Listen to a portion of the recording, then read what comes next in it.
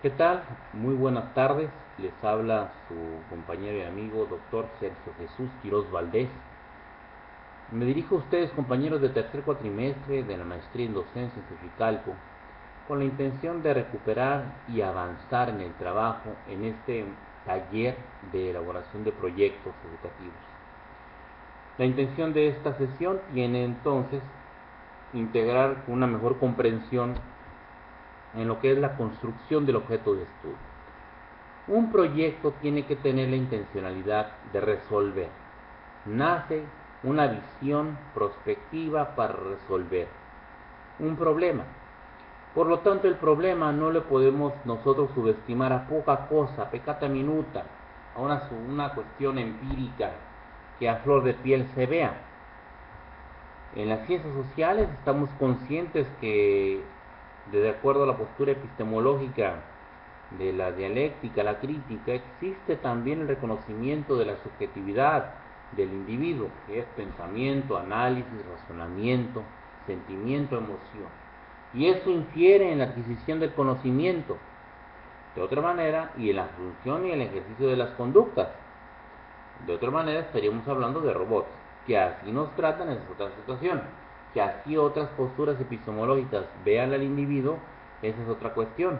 Por eso entonces nos explicábamos en una primera sesión por qué en las ciencias naturales, con el positivismo como postura epistemológica a partir del método científico, se tiene el iPad. ¿Y cuál es el iPad en las ciencias sociales? ¿Por qué los problemas son tan vigentes?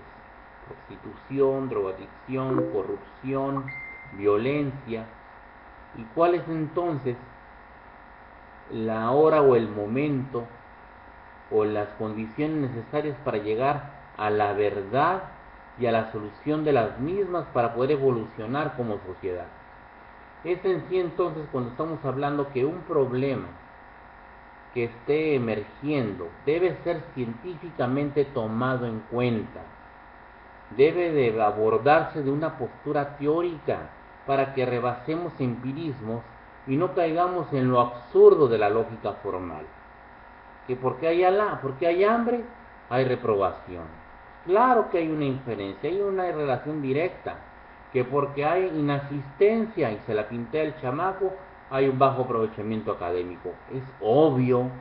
Tenemos entonces que darle relevancia científica en qué hay detrás de ese síntoma, de la pinteada, del no comer, de la resistencia a hacer la tarea, de la no participación, de la falta de respeto, de la indisciplina dentro del aula frente al docente.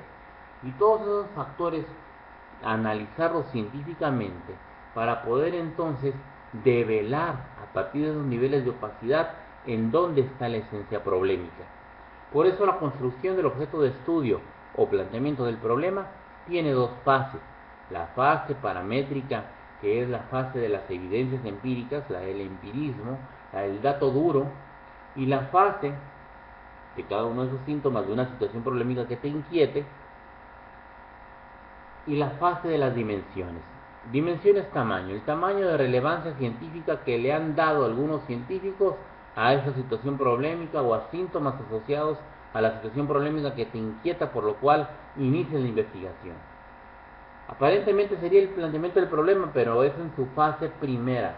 En primer fase, la situación problemática es lo que se ve, que inquieta, y vamos a tratar de develar en dónde está la esencia problemática, que es el planteamiento del problema, una vez que conjeturemos en base a nuestro raciocinio, teoría y el bagaje de conocimientos que hemos adquirido en el máster y la licenciatura que ostentamos, y en base a esos antecedentes y esas dimensiones de quienes han sido quienes se preocupan por estudiar factores asociados a mi situación problemática, desde qué punto de vista, desde qué profesión de disciplina científica, por qué les ha interesado hacer investigación al respecto, por qué han medido el fenómeno.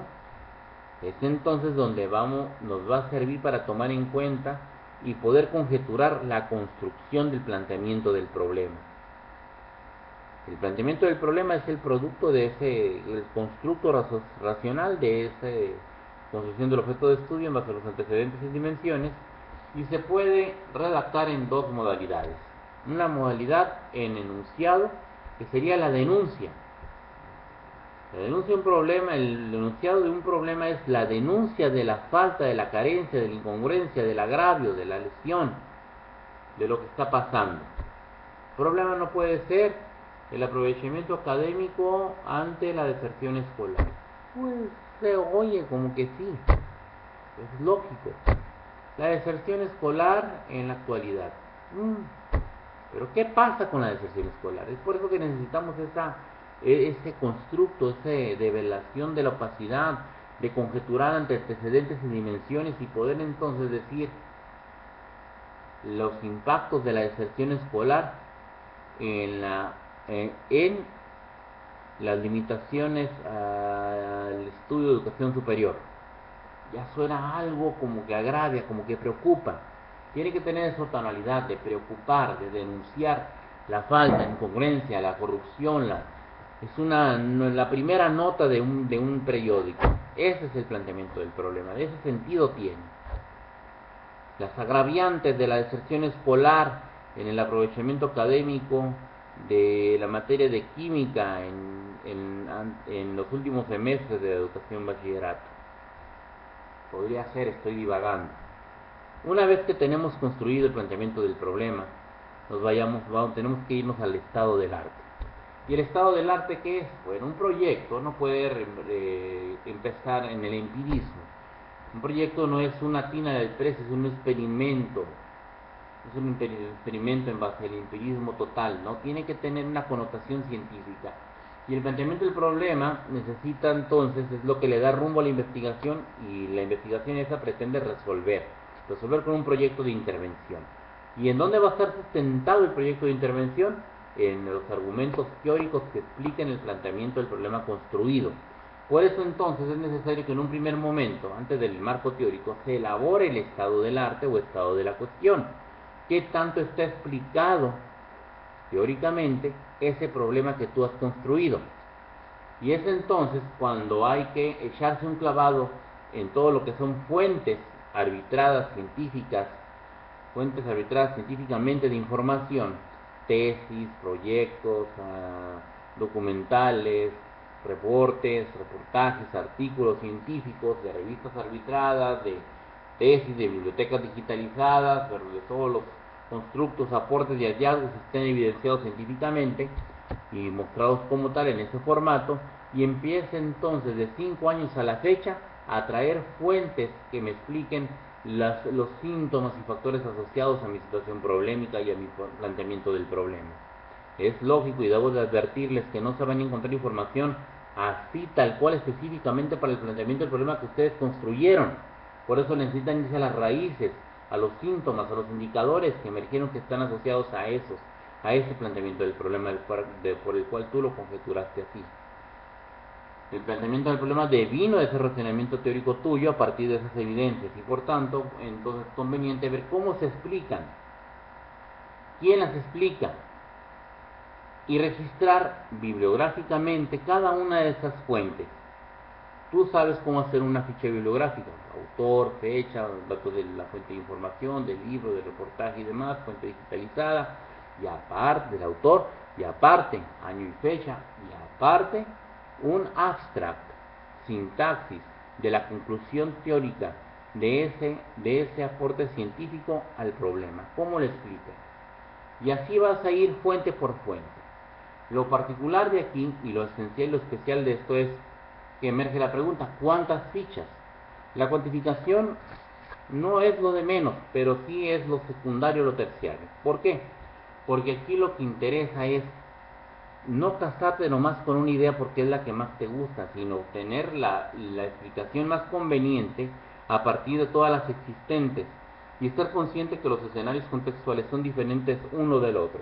Por lo tanto, es necesario que en esta construcción del estado del arte tú entonces tengas a bien a integrar todas las fuentes de 5 años a la fecha referentes a esa situación problemática tuya, ese planteamiento del problema, y una vez que tengas integradas todas ya redactadas en fichas de trabajo, fichas bibliográficas, empiezas a conformar grupos de coincidencia en las conclusiones de ese problema, tengan afinidad, y te vas a encontrar con algo muy interesante, que son de diversas épocas, de diversas profesiones, sin embargo, están coincidiendo en esto o en aquel aspecto, y empiezas a formar los grupos.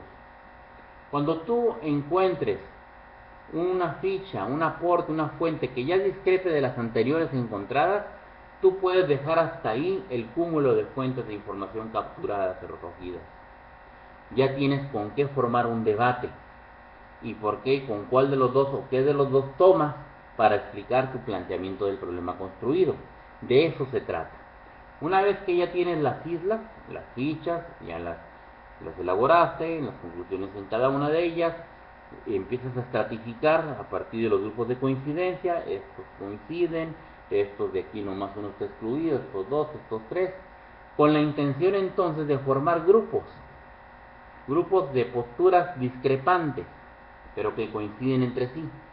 Cada uno entre sí discrepa del otro y discrepa del otro. Ahora la cuestión es redactar de forma explicativa, descriptiva, a manera de telegrama, cada una de estas agrupaciones. Por ejemplo, ante la deserción escolar en bachillerato en la actualidad y los fenómenos de la globalización, tenemos que un primer grupo dice que, conformado por Villa del Mar 98, Juárez 2013, Zabludovsky 2013, McLaren 2014 y Quirós 2012, coinciden en que este fenómeno, esta situación problemática, la deserción escolar, se debe a las divisiones de integración familiar que emergen en el seno de cada uno de los alumnos. Por otro lado, tenemos en otro párrafo, tenemos a otro grupo que discrepa del primero a partir de que este grupo, integrado por autor y fecha, autor y fecha, autor y fecha, autor y fecha, sostienen que no es por la desintegración familiar, sino por el poder adquisitivo socioeconómico que se tiene en la familia. Y así te vas describiendo párrafo por párrafo, grupo por un párrafo por cada grupo en cada párrafo, ¿verdad? Cada uno de ellos entonces viene a distinguirse o discrepar de otro párrafo, y otro párrafo significa otro grupo de coincidencia teórica que habla al respecto del problema que tú construiste. El último párrafo va a ser el tuyo. ¿Sí? Tú vas a escoger o determinar qué fuentes, qué autores de cada grupo te sirven, te explican el planteamiento del problema construido por ti. Y de esa manera tendrás, por conclusión, tenemos que el primer grupo que dice sobre la desintegración familiar, Zabludovsky argumenta esto y coincide y se da lo que él dice en mi contexto. Del otro grupo, dicen que es sobre el socioeconómico, Jaguar en el 2005 y Johnson en el 2015, establece en un congreso que sí, exactamente, el poder adquisitivo en la globalización es tajante para determinar entonces, condicionar la estabilidad estudiantil y promover la deserción escolar. Y vas entonces construyendo tu discurso, del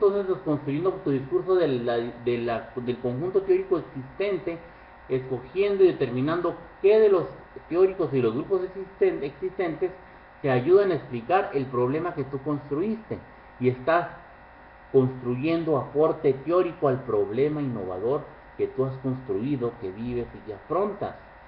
Y eso es entonces, en una manera descriptiva, explicativa, en párrafo también, cómo es que tú argumentas esa redacción y el argumento esencial de tu discurso.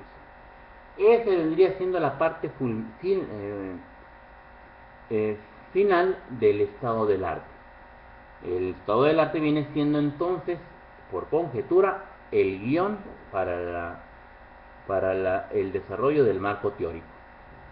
Cada uno de los grupos es un subtema y te avientas un ensayo de cada uno de esos grupos. Un ensayo de cada de esos grupos de coincidencia, de cada párrafo. De cada párrafo, un ensayo. Ahí tienes las fuentes y los autores.